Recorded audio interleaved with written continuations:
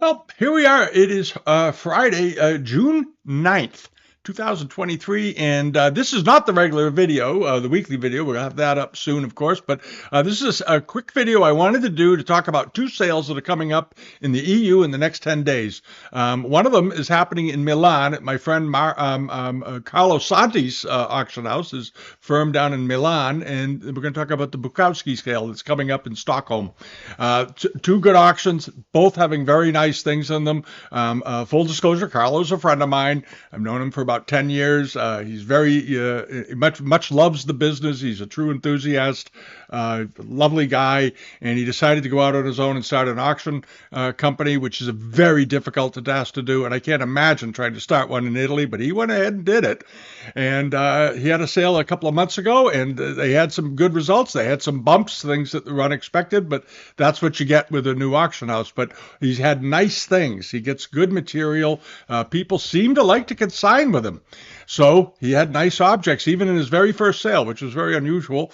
But he worked at Katowiki for a number of years, and he's been involved with some dealers in France for a while and some dealers in Italy. He's worked with several different auction houses to figure out the ropes to get some experience, and he's done a heck of a good job. That's all I can say. I'm very pleased. And this is the catalog they put out for the sale that's coming up on June 20th. And on the cover is I think one of the best things in the sale, obviously, is that really nice robin's egg blue vase with a chin lung mark on it. We're going to talk about it in a minute, but there's a lot of other stuff that he's managed to pull together for this sale. Good diversity, really good diversity. Some very nice carvings. Here you have some very good coral pieces. There's a lot of good bronzes in here, Nepalese, Ming bronzes, that sort of thing. Some very nice examples, I have to say. Some vase forms. The deer with the disc, very rare one, Ming period, Yuan to Ming period. Really fine one. You've seen these before on the covers of books. Some nice seated figures, some good examples of cloisonne. There's some nice jades in the sale, all kinds of things. We're going to take a look at a few of them just to give you an idea. As you can see, Blanc de Chine wares are in there, and so forth, and some very good blue and white. It's a nice looking little sale, I got to say. It really is. And there are things like this that not everything in here is $30,000 to $50,000 either. Here you have a very attractive pair of jars, Famille Rose, crackle ground, 19th century, about 13 inches in height, roughly 14 inches to 34 centimeters tall, with a modest estimate of 650 to 850 euros. But nice looking pair of jars. I think they'll bring a lot more than that. They should, but if they don't, you got a steal on your hands. And then this is just one of the many bronzes. This one sort of caught my eye. I thought it was quite attractive. Probably 18th century Tibetan, but nice condition, very well cast, with a $2,500 opening bid, but really attractive. And this is a really nice Ming bronze. I like this. It's a big seated fellow. He's about 10 inches tall. Nice surface on it. Estimate at 2,000 to 3,000 euros and so forth. Good looking Kangxi bowl, and this was a nice bowl. It's decorated. It has this precious objects on the exterior, incense burners, vases, goo form vases, all the usual suspects of really interesting things. And it's also mirrored on the interior. Which is a nice effect. You do see that, but this is pretty well done, or more elaborately done than you typically see on a lot of these. Estimate 2,000 to 2,500 euros, but it's a 6 or 7 inch bowl, so it's not a bad price. And then he's got this. This is one of the good lots, of the very good lots on the sale. Came from a family in Italy. Is a 38 centimeter Jiajing Famille Rose with a Famille Jaune ground basin. And I looked at this, and because as you know, there are some of these that are floating around. They're a little suspect. This one is awfully good looking, and I don't think it's a later example. And when you pull it in and look at the colors and the shading and the way they're done, very, very nicely done. Nice clear yellow. The yellow on this is quite attractive, I think. A good clear pink. The enamels are clear. That's what they should be. And this, of course, is Jiajing following the Qianlong era, so they were pretty much in high gear by this point. But some very nice nice looking features on this dish. I really like it. And the estimate is not cheap, but it's not over the top either. 15 to 25,000 euro estimate. I think that's well within the range. It should. If some serious people really go after this thing, it could bring a good bit more than that because the colors are so crisp and clear. It's in beautiful condition and it's big and it's a basin or a deep bowl. All right. Then there's lots of lots. There's some interesting lots like this. A really nice one of 9 carved jade figures, animals, late 19th century. There's 9 of these with a $5,000 to $6,000 estimate. And doing the math on that, that's some of these little figures, as you know, they can sell for $2,000 or $3,000 for one of them. So I think that's a pretty reasonable estimate. So check those out. The carving looks good. A couple of them look like they might even be 18th century. So check there. Carl is pretty conservative on dating, so you may see things in there that he's got dated as 18th century, for example, or especially in the bronze area, and you may think that, and you may be right. They could be Ming. He tends to be very conservative on dating because he doesn't want to get people disappointed, and he told me that. So I'm just telling you what he told me, and I don't think he'd mind me saying it. But at any rate, there's this. This is a very unusual pair of 19th century jars.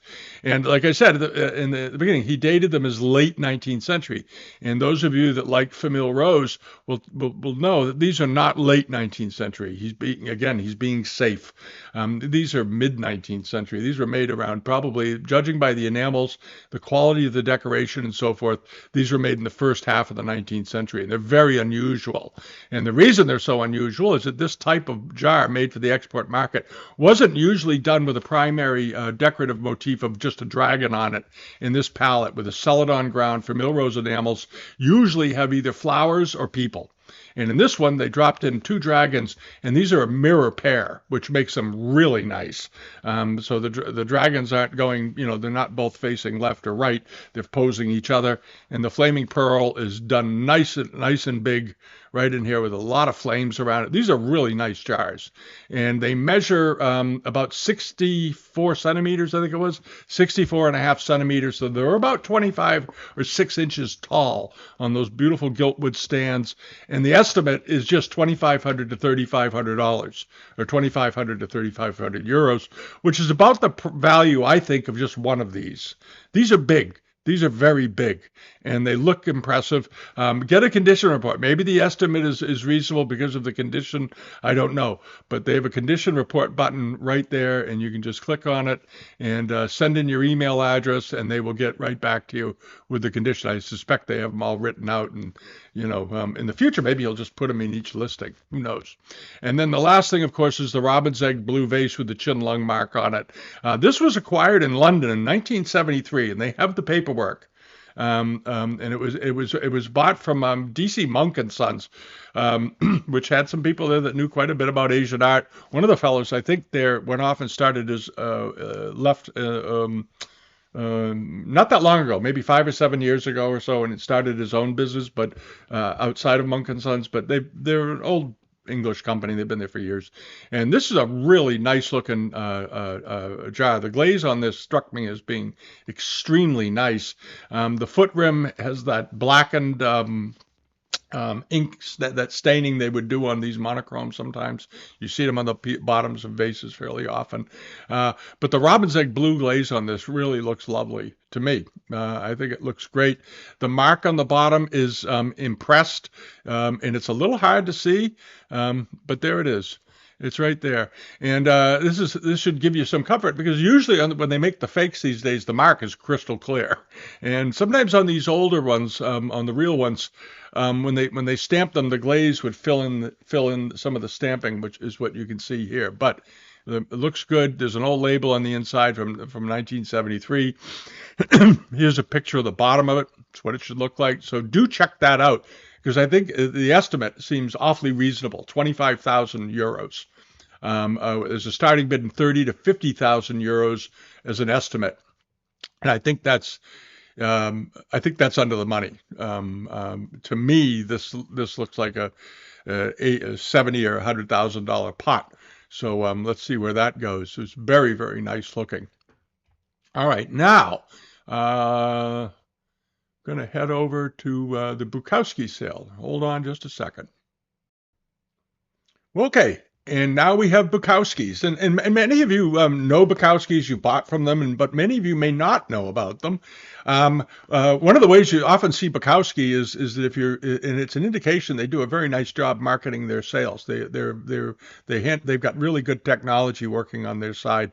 And you'll notice that when you do Google image searches for specific objects and so forth, you often find pieces that have been sold at Bukowski's.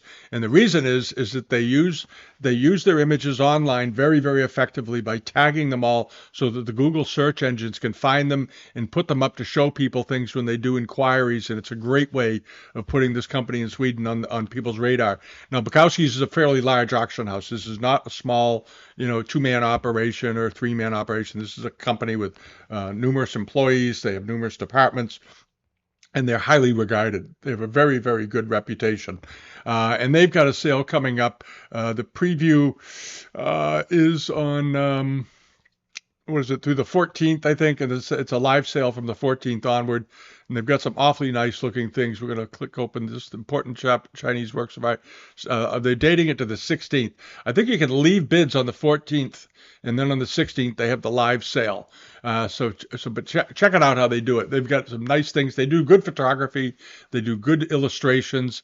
They provide lots of images, all the things that you want to see, like Carlo does. These guys do it. To John will do that. So they like to market their things in a very good way, and it helps everybody. And here, as you can see, they've got a lot of interesting material. And I wanted to mention, if any of you out there are Kutani collectors, and I know some of you are, they have a very unusual early Kutani bowl in this sale, a 17th century bowl, very, very unusual, wonderfully shaped, about 4 inches or 5 inches or so in diameter. But if you like early Kutani, and this stuff doesn't turn up often, later Kutani wares turn up fairly often, but this one has the lotus pattern interior, and you see that same pattern used on big chargers and plates from the period. You do not see many Kutani pottery bowls around of this type, and I think the estimate is very low. So if you're interested in that sort of thing, have a shot at it. Also, some very nice paintings, some export paintings, furniture, silks. Lots of silks on the sale, a couple of very nice hangings, some robes, and so forth. Also some books. A number of the things in this sale are coming from a Swedish gentleman's collection who lived in China for a time and was a big fan of Chinese calligraphy, Chinese art, graphic arts, and Chinese culture. And he built up a heck of a library. And these are some of the books. So if you're trying to build your library, these are the kind of sales you want to pay attention to. Go through and check some of these books. Always check stacks of books. If it's one book, you know what it is right away. But sometimes something is hiding in these piles of books that you're really probably going to want. And this is a good way to acquire them, because they're large lots tend to be beneficial to the buyer.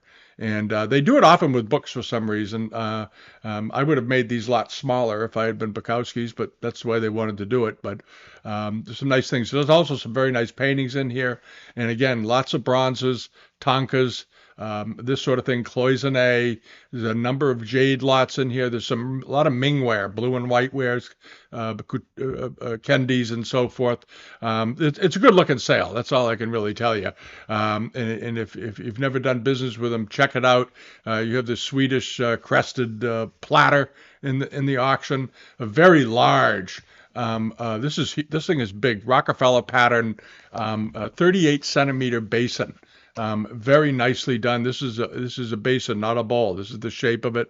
There's the back of it. Looks absolutely authentic and big. It should blow the estimate away. The estimate's only $1,000 to $1,300 US.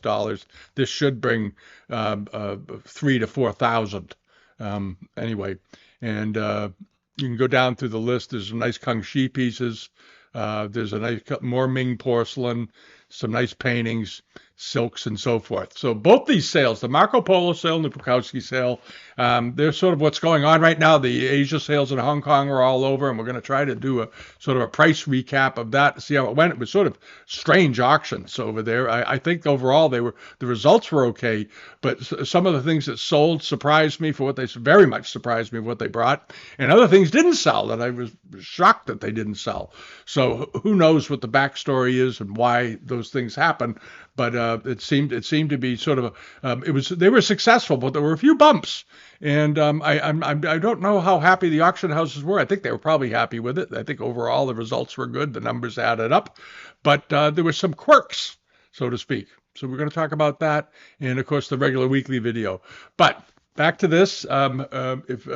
If you're looking for something to browse over the weekend, check out the Marcopolo sale in Milan, and check out Burkowskis in Sweden. They're both coming up in a few days, and give yourself some time to send emails, make inquiries, get registered. Many of you know the drill, and ask about shipping and so forth. Those are all the things you want to get done before you buy something at an auction, in a far off place especially. If you can go pick it up, no problem, just go get the thing. But if it's something that needs to be shipped from a substantial distance, from a foreign country, you want to get those ducks all in a row before you start spending any money. That way you have an accurate understanding of what you need to do, and it'll seem a lot less daunting if you're prepared. If you have the names of people and talk to them and get things sort of organized, that's how you buy overseas.